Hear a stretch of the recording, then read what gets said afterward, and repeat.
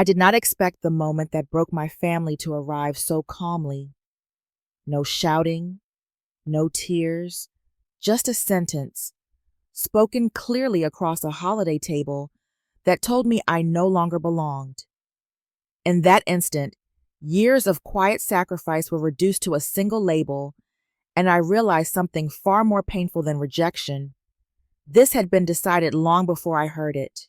What followed was not a fight, but a reckoning. This is the story of how one sentence forced me to choose between disappearing quietly and finally standing in my own life.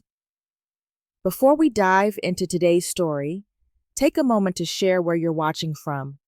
We love seeing how our stories bring people together from every corner of the world. Your thoughts and comments are what make this community so special, and we're truly grateful to have you here. If you haven't already, don't forget to hit that subscribe button and turn on notifications so you never miss a new story filled with drama, resilience, and unexpected twists. Now, settle in, get comfortable, and maybe grab your favorite drink because this is a tale you won't want to miss. Let's get started. My name is Evelyn Carter. I am 62 years old, a widow, and for more than 30 years I worked as a senior accountant.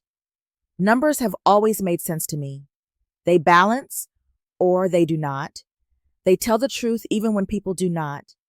After my husband died 7 years ago, I stayed in our house in Dayton, Ohio, longer than I probably should have. I kept the routines because routines gave shape to days that otherwise felt unmoored. Eventually, I sold the house, not because I needed the money, but because I believed the next chapter was supposed to look different. I believed that being closer to family was what people did when they reached my age. That is how I came to live with my son, Michael, his wife Rachel, and their daughter in a quiet suburb outside Columbus, Ohio. It was never framed as a rescue or a necessity. I could afford to live on my own. I still can. The move was presented as practical, even warm. A shared household, fewer empty rooms, grandparents close to grandchildren. I told myself it was sensible, and I meant it. The house itself is pleasant enough. Neutral paint, clean lines, the kind of place designed to look finished without feeling personal. What is mine inside it is harder to define. I do not have a bedroom in the way most people mean it. I sleep in a space carved out of the living room, separated by a thin wooden divider that does little to block sound. I hear the television at night, footsteps early in the morning, conversations that pause when I enter the kitchen. I never complained. I told myself space was a small thing to give up. My days follow a rhythm I know well. I wake before everyone else. I make coffee, prepare breakfast for my granddaughter, pack her bag for school. While the house is still quiet, I sit at the small desk near the window and open my notebook. I review accounts, check due dates, confirm that payments have cleared. It is not something anyone asked me to do. It is simply something I do, the same way I always have. Order calms me. It always has.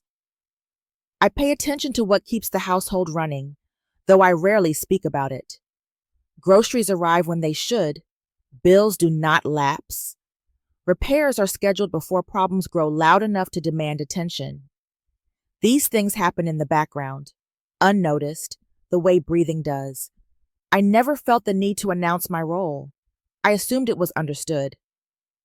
When friends or neighbors ask about me, Michael usually says I am staying with them for a while. The word stays with me. Staying implies waiting. It implies an endpoint that no one names. I hear it and smile anyway, because correcting it feels unnecessary. I am not here to argue about language. I am here because I thought this was where I belonged. There are moments, small ones, that give me pause. Decisions made without my input. Plans discussed after they are already set. Conversations that slow when I enter the room, then resume once I leave. None of it rises to the level of conflict. It is more like a quiet erosion, a gradual narrowing of where I fit. I do not see myself as a burden. I do not even see myself as dependent. I see myself as part of a system that works because everyone contributes something. Still, some nights, lying behind that thin divider, I feel a subtle shift I cannot quite name. A sense that the life I believe I am living and the one unfolding around me are not perfectly aligned. I tell myself it is nothing. I tell myself families adjust. I fall asleep believing there is time to understand what is changing. If you're still watching and starting to sense that something in this household feels quietly off, comment number 1 below, so I know you're with me. Because what looked like a simple family arrangement was already shifting in ways no one wanted to name. Now, let's move on to Chapter 2. Change rarely announces itself. It settles in quietly, the way dust does, layer by layer, until one day you notice the surface looks dull and you cannot remember when it started. After those first months in my son's house, I told myself I was adjusting. I said it out loud often enough that it sounded true.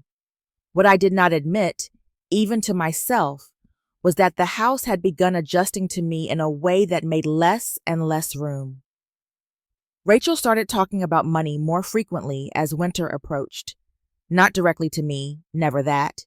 She spoke into the air while loading the dishwasher or sorting mail, her voice casual but deliberate. She mentioned expenses, budgets, the rising cost of living, how everything felt tighter lately. I listened from the other side of the room, hands busy, mind attentive. No one asked me to weigh in.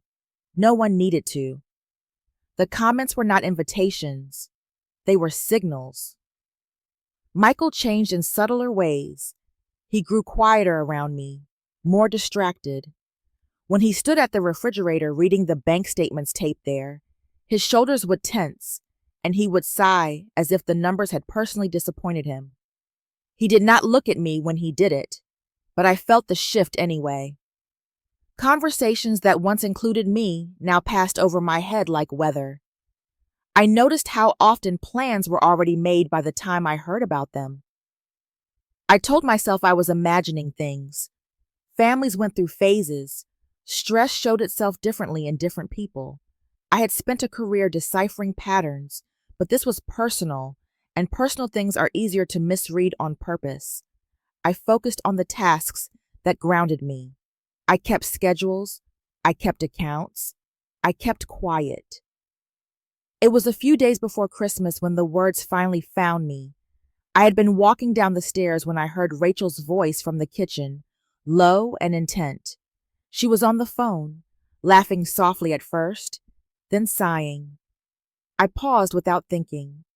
There are moments when your body stops before your mind understands why. She said, "We just cannot keep supporting her forever." She did not sound angry. She sounded tired, practical, certain. She had no idea I was standing there, one hand resting on the banister, the other curled slowly into itself. I did not move. I did not interrupt. I listened to the rest of the call drift into harmless chatter and end as if nothing important had been said. I went back upstairs without making a sound. In my space behind the wooden divider, I sat on the edge of the bed and let the sentence settle. Supporting her. The phrase echoed, turning over and over until it lost its edges and became something heavier. It was not the cruelty of it that struck me. It was the clarity. A role had been assigned to me without my knowledge, and it was not the one I believed I occupied. I could have confronted her then. I could have explained the numbers, the history, the way things actually worked. Instead, I stayed where I was. I told myself everyone said careless things when they were tired. I told myself Christmas brought out anxieties people did not know how to carry. I chose silence because silence felt like the least disruptive option. Still, something shifted after that. I began to listen differently. I noticed how often my presence was framed as temporary, how rarely my contributions were acknowledged unless something went wrong. I watched the way decisions moved around me instead of through me. For the first time, I wondered if my understanding of my place and theirs had ever truly matched. Christmas was coming, and with it a house full of people, laughter, and ritual. I told myself it would pass, that the season would smooth the edges of everything. Yet once you hear a sentence like that, you do not unhear it. It stays with you, quietly rearranging the way you see the room you are standing in. If you're still watching, and that one overheard sentence made your stomach drop the way it did mine, comment number 2 below. Sometimes the first crack is not loud, just unmistakable. Now, let's move on to Chapter 3. Christmas Day arrived wrapped in familiar sounds. The oven hummed, dishes clinked, coats piled up near the door as relatives filtered in with practiced cheer. Laughter moved easily through the house, filling corners that usually stayed quiet. I watched it all with a steadiness I did not fully trust. After what I had overheard days earlier, I found myself noticing details I once let pass without thought. Who spoke first? Who waited? Who avoided looking at me for just a second too long? I took my place at the dining table the way I always did, neither at the head nor hidden at the end. I was present in the way furniture is present, expected and unremarkable. Plates were passed, wine was poured, someone commented on the weather. I answered when spoken to and smiled when it was appropriate. Nothing about the moment warned me of what was coming, yet my body felt oddly prepared, as if it had already adjusted its balance. Michael stood up after the main course. He tapped his glass lightly, the sound sharp enough to cut through the overlapping conversations. The table quieted. It was the kind of gesture people use for toasts, announcements meant to be shared. I remember thinking how deliberate it felt, how his posture carried a confidence that did not belong to spontaneity. He spoke calmly, his voice even, rehearsed. He said my name first, as if grounding himself. Then he said the word that rearranged the room. Burden. He explained that I could not continue living with them, that it was no longer working, that they needed clarity moving forward. He did not look angry. He looked resolved. No one interrupted him. Forks paused midair. A few people glanced at one another, then back to their plates. The silence was not shock silence. It was the kind that comes when something long discussed privately is finally said aloud. I understood then that I was the last to be informed. What surprised me most was not the accusation, but the certainty behind it. This was not an argument opening. It was a conclusion delivered for acknowledgement. I felt something settle in my chest, heavy but steady. I did not feel tears rise.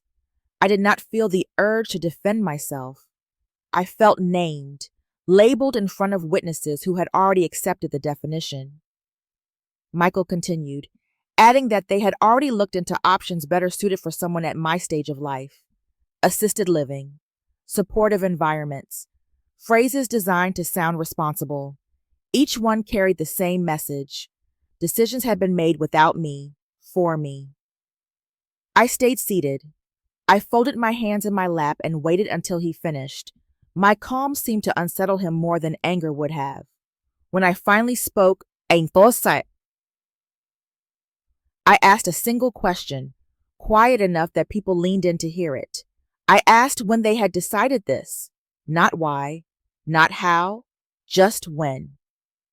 He answered vaguely, something about months of consideration, about doing what was best for everyone. I nodded once. Around us, the table slowly resumed movement.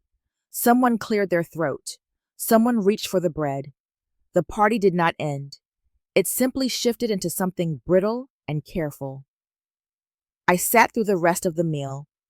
I listened to conversations restart in softer tones. I noticed how no one met my eyes for very long. When dessert was served, I excused myself politely and stepped away from the table. In the quiet of the hallway, I understood with absolute clarity that nothing spoken in that room could be taken back. What had been said publicly had already begun to rearrange every relationship in it. If you're still watching, and that moment at the Christmas table felt colder than any argument could, comment number 3 below. Because once something like that is said out loud, nothing ever goes back to normal. Now, let's move on to chapter 4. After the last guest left and the door closed behind them, the house did not return to normal. It settled into a careful quiet, the kind that carries intention. No one came to ask how I was. No one offered an explanation or an apology. It was clear that what had been said at the table was not meant to open a conversation. It was meant to end one. I went back to my space behind the wooden divider and sat on the edge of the bed. I did not cry. I did not pace. I felt something firmer than shock take hold, a need I recognized immediately. When things stop making sense emotionally, I have always turned to facts. Facts do not soften themselves to spare feelings. They simply wait to be examined. I opened my laptop and pulled out the folder where I kept my personal financial records. Old habits surfaced without effort. Dates, statements, cross-references. I moved through them the way I had for decades, methodical and calm. At first, everything looked familiar. Accounts I recognized, transfers I remembered authorizing. Then I saw a line item that did not fit. It was a refinancing record tied to the house. Recent, larger than I expected. I checked the date again, then the lender. The timing aligned too neatly with the period when Michael had been complaining about business slowing down, about deals falling through. My attention sharpened. I opened the document and scrolled slowly, reading every line. My name appeared on the signature page. I stared at it longer than I needed to.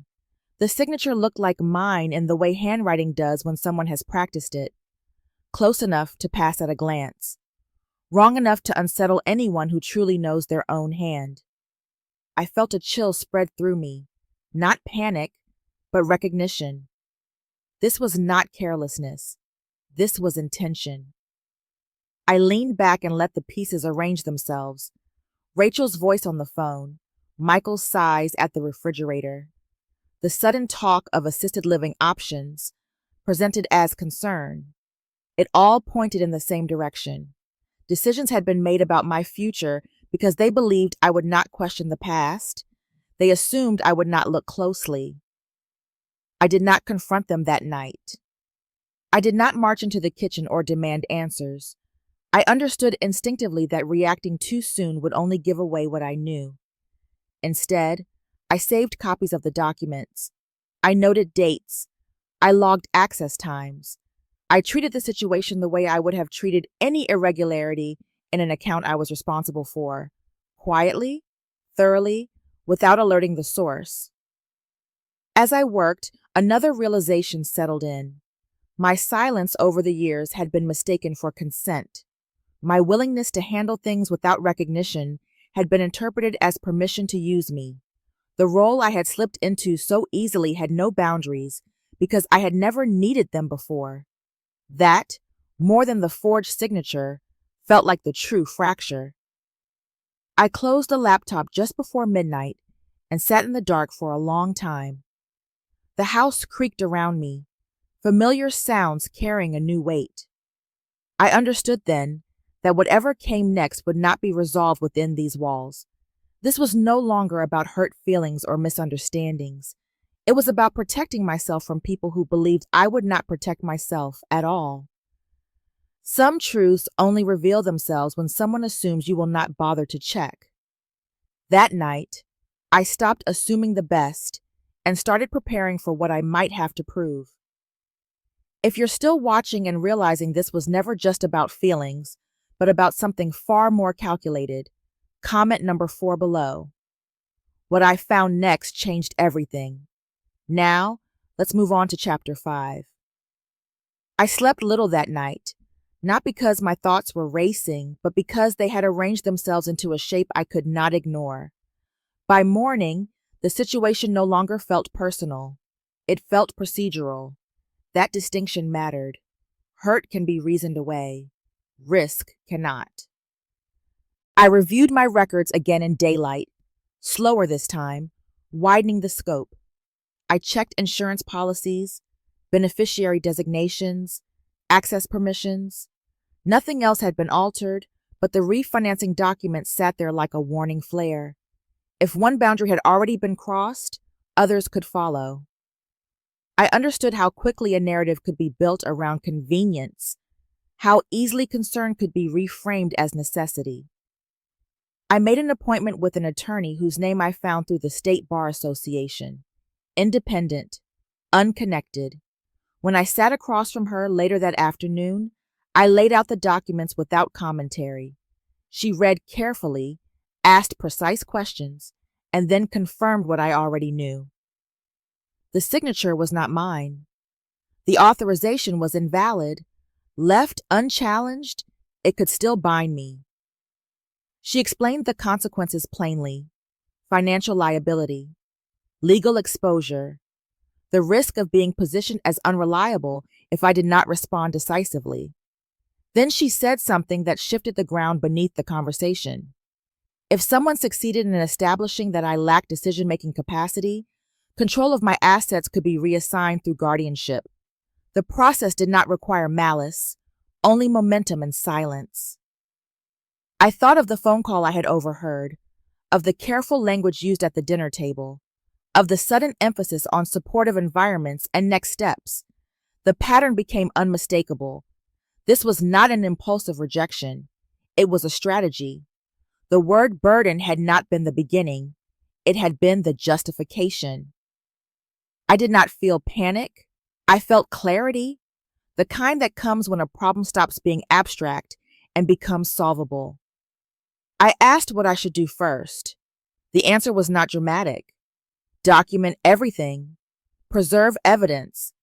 Avoid confrontation until safeguards were in place. Move deliberately.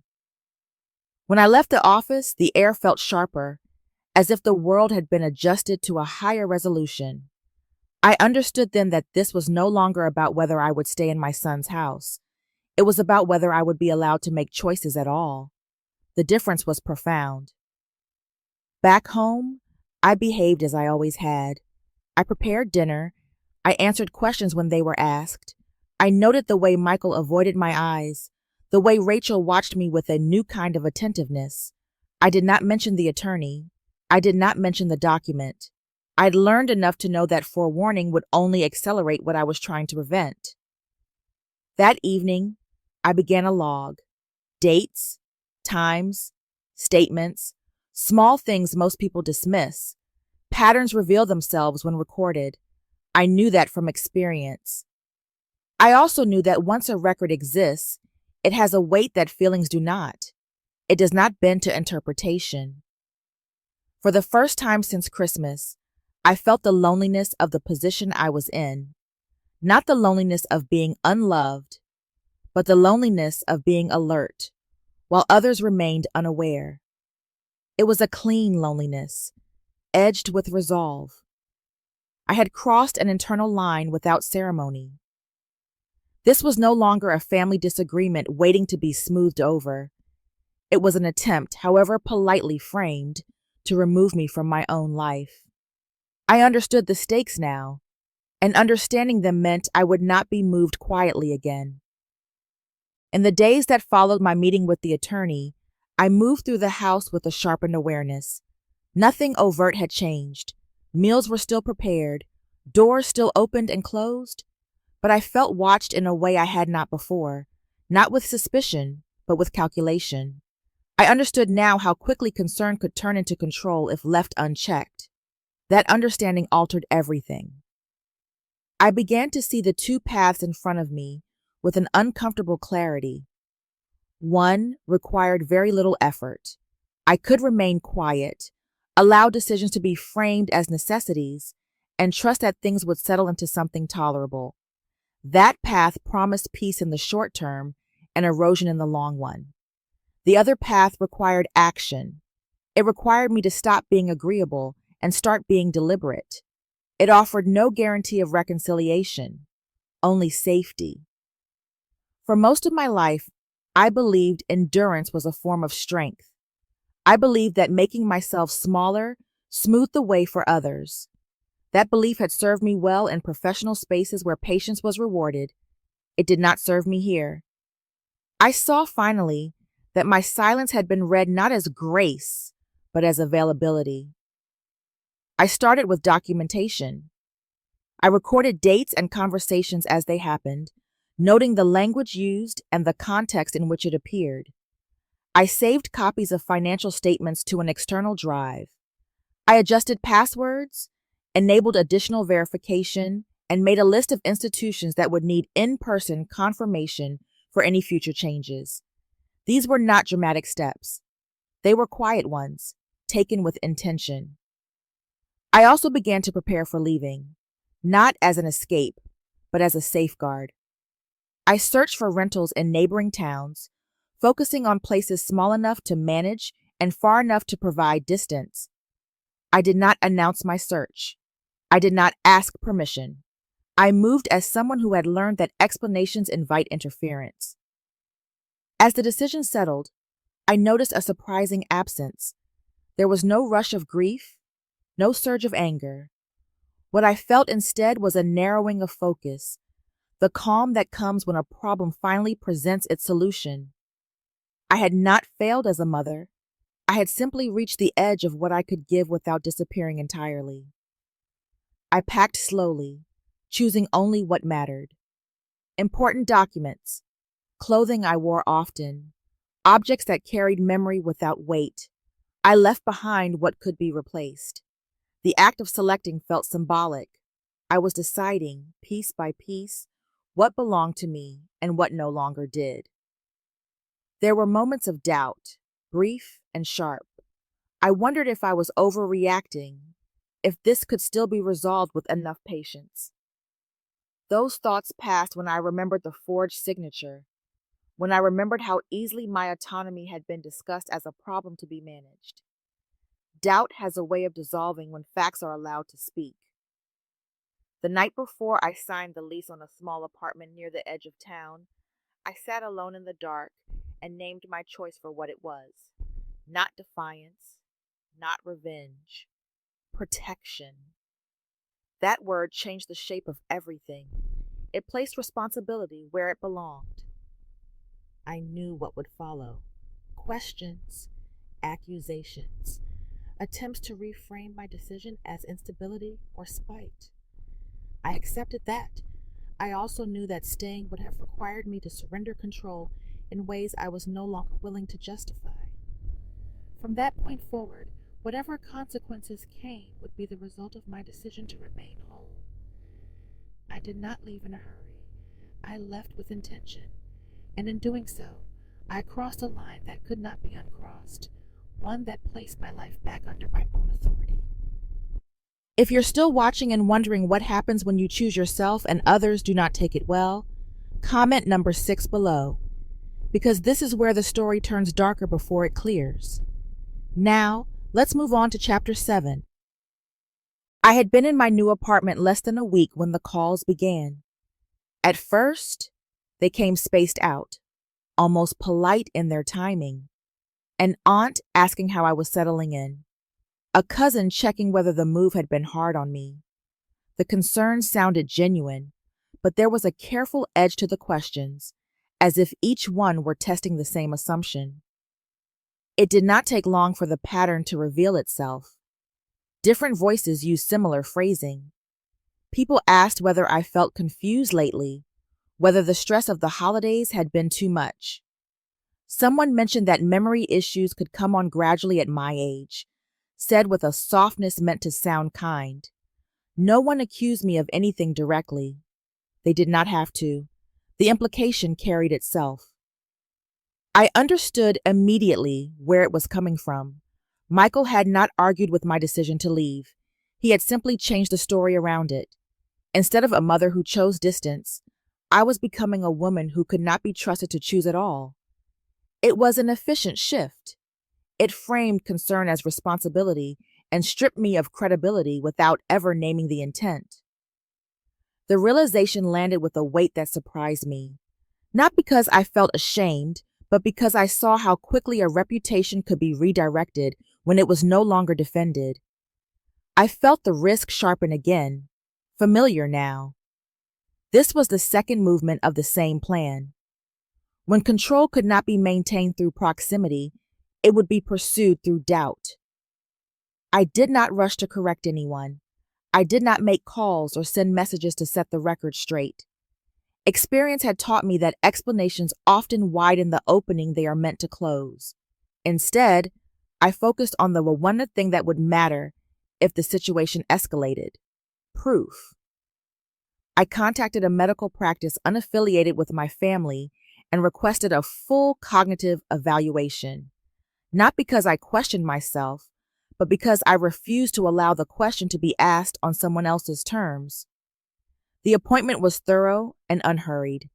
I answered questions, completed assessments, reviewed personal history. I felt oddly calm throughout the process, as if clarity itself were a stabilizing force. When the results came back, they were unequivocal.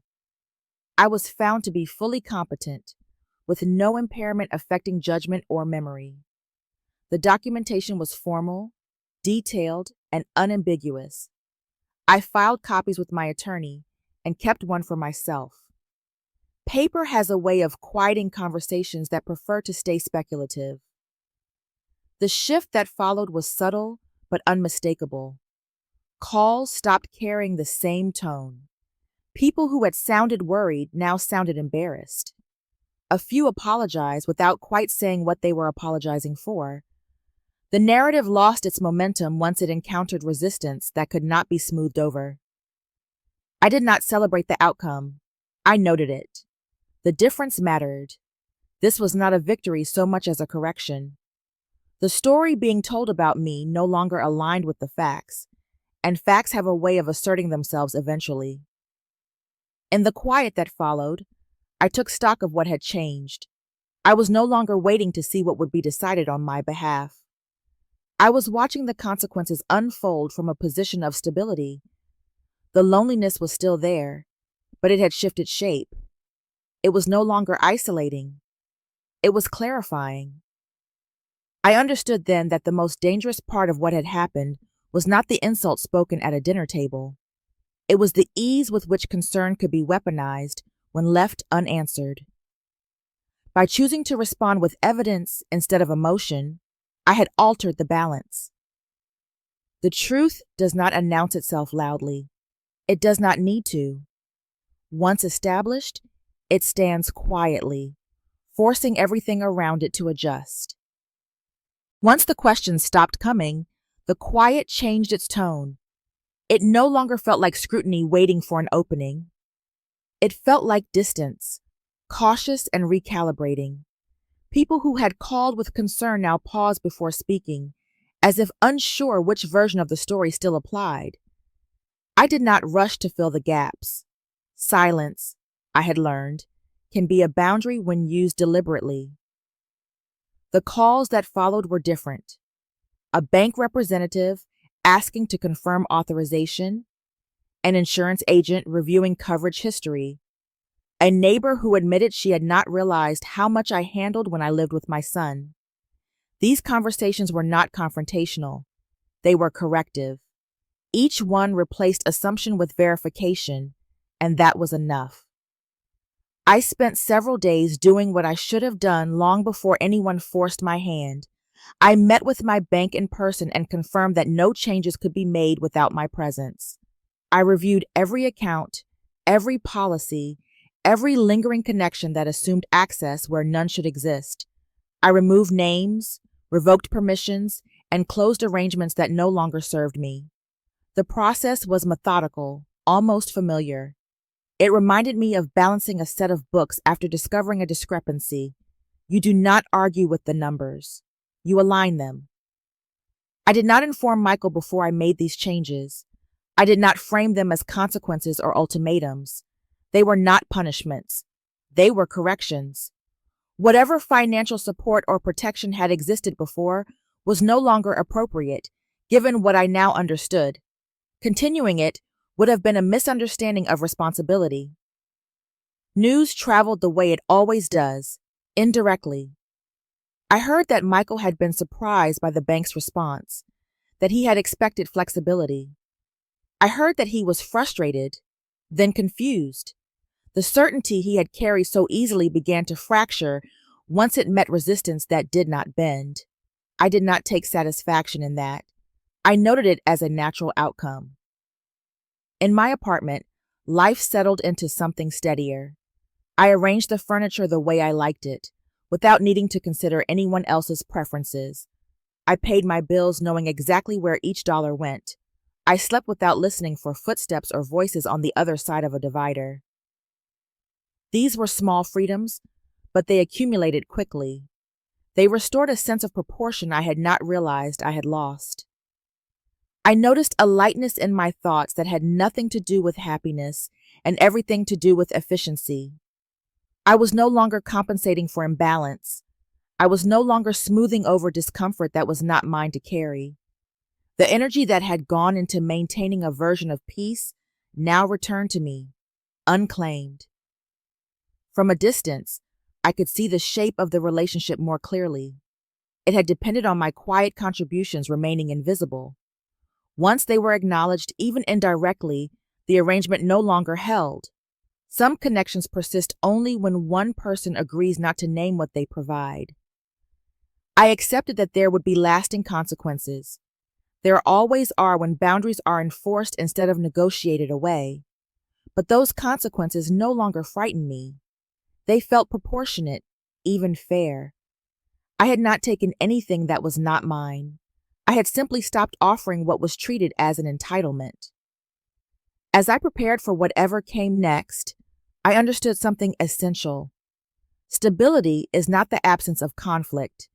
It is the presence of alignment. For the first time in a long while, my life reflected the terms I was willing to live by, and that was enough to let the future unfold without interference. If you're still watching and want to see how this all truly ends, comment number 8 below. What comes next is not dramatic, but it is final. Now, let's move on to the conclusion of the story. Time did what it always does after a disruption. It moved forward, indifferent to intention. Weeks passed, then more, and my life settled into a rhythm that no longer required adjustment. I learned the sounds of my new neighborhood, the quiet in the evenings, the way mornings felt when no one else's schedule pressed against mine. Nothing remarkable happened, and that in itself felt like progress. I did not hear from Michael directly at first. Information reached me the way it often does when people no longer speak openly, sideways and softened. A relative mentioned that things had been difficult for him. A former neighbor hinted that the house was under strain. No one framed it as consequence. They framed it as circumstance, as if the situation had emerged on its own. Eventually, the details became clearer. Without the financial structures I had quietly maintained, the arrangements Michael depended on began to fail. Refinancing was no longer an option. Obligations accumulated without the buffer that had once absorbed them. The house, which had been presented to me as a gift I should be grateful for, was placed on the market. I received the news without reaction. It did not feel like justice. It felt like math. Michael called once. The number appeared on my phone without warning, and for a moment I considered letting it ring. I answered out of habit more than hope. His voice was controlled, careful. He did not apologize. He did not revisit the past. He said people were asking questions and suggested that if I clarified things, the situation might calm down. I listened until he finished. Then I told him I would not be explaining anything.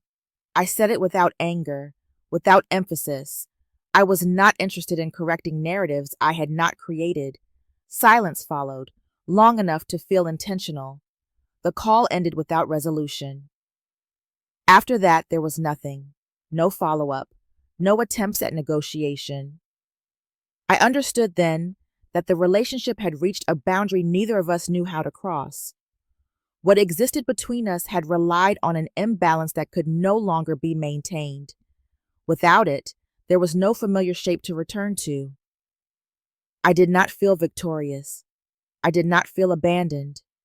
What I felt was a sense of completion, the closing of a chapter that had quietly exhausted me for years. I saw clearly that leaving had not been an act of disappearance. It had been an act of definition. I had stepped out of a role that demanded my presence while denying my agency. Life continued without spectacle. I paid my bills. I met friends for coffee.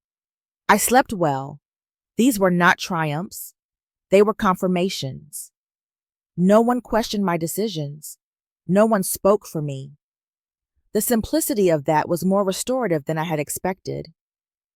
I thought often about what people mean when they talk about family obligations. How easily care becomes control when gratitude is assumed instead of earned. I did not regret loving my son.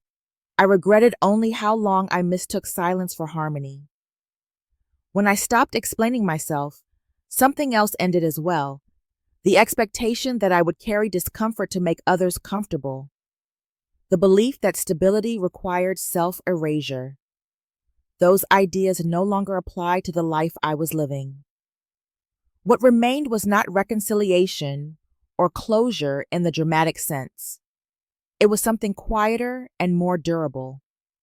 A life that reflected my decisions, not my justifications. And that, I realized, was enough to stand on without anyone else holding it in place. Enough time has passed that the sharp edges of what happened no longer cut. Distance has a way of clarifying shape, and from where I stand now, I can see my life as it was and as it is without needing to defend either version. I am not angry when I think about the past. I am accurate. That feels better. I once believed that love was measured by how much discomfort I could absorb without complaint. I mistook endurance for generosity and silence for peace. Those ideas were not forced on me. I adopted them willingly because they made things easier for everyone else. It took being called a burden to realize how easily that language can be used to redraw boundaries without consent. The word itself was not the deepest injury. The authority behind it was. When someone decides you are a burden, they also decide your place is conditional. Your presence becomes negotiable. Your contributions become invisible. I did not leave because of a sentence spoken at a table. I left because that sentence revealed how my role had been redefined without me in the room. Staying after that would have meant agreeing to a version of myself I no longer recognized. Leaving did not make me disappear. It returned me to myself. I did not abandon my family.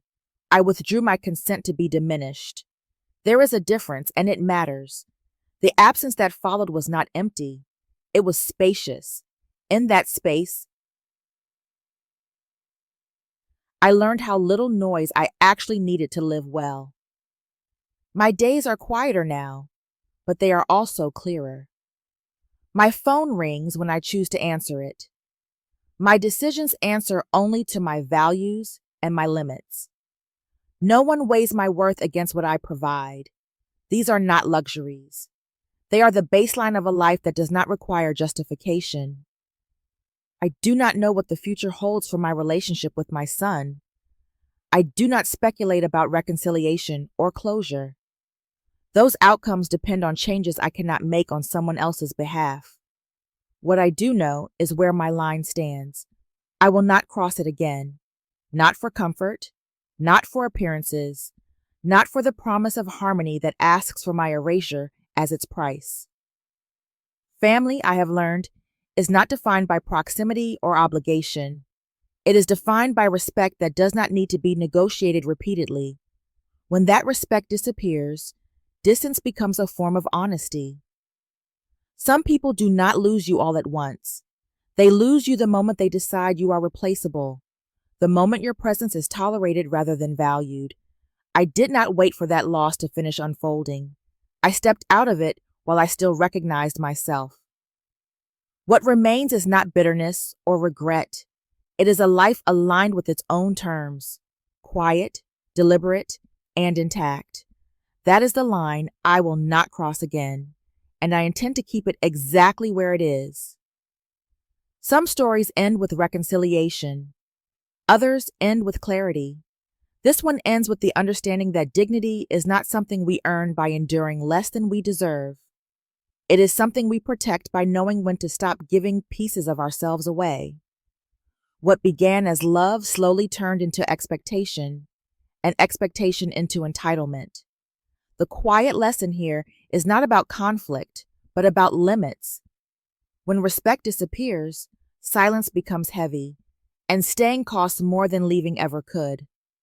Walking away is not failure. Sometimes it is the most honest form of self-respect. Peace is not found in being needed at any cost, but in being whole without permission. Thank you for spending this time with the story.